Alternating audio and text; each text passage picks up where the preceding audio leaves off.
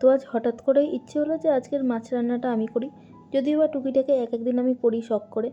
তো যার জন্য পিসি মাছে লবণ হলুদ লাগিয়ে দিয়ে গিয়েছে ধুয়ে। তো প্রথমে মাছটা ভেজে নিলাম।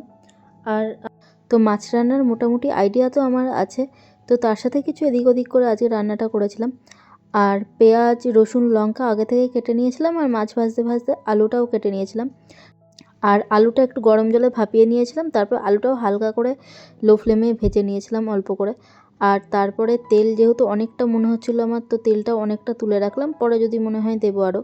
তো প্রথমে গোটা গরম মশলা দিয়ে নিয়েছিলাম গরম তেলের মধ্যে, তারপরে গোটা জিরে দিয়েছিলাম, আর তারপর আদা কুচি দিয়ে নিয়েছিলাম, আর তার মধ্যে রসুন আর লঙ্কাটা দিয়ে দিয়েছিলাম। আর সেটা একদম অল্প ভাজা হতে হতে পেঁয়াজটাও দিয়ে দিয়েছিলাম। তো সেটুকু একটু ভেজে নিয়ে তার মধ্যে লবণ আর হলুদটা দিয়েছিলাম, আর তারপরে আবার খানিকক্ষণ ভেজে নিয়ে তার মধ্যে ধনে গুঁড়ো আর জিরে গুঁড়োটা দিয়েছিলাম। তারপরে এখানে অনেকক্ষণ পেঁয়াজটা লো ফ্লেমে ভেজে নিয়েছিলাম, আর তার কিছুক্ষণ পরেই আমি গরম জল দিয়ে দিয়েছিলাম, আর আলুটাও দিয়ে দিয়েছিলাম সাথে।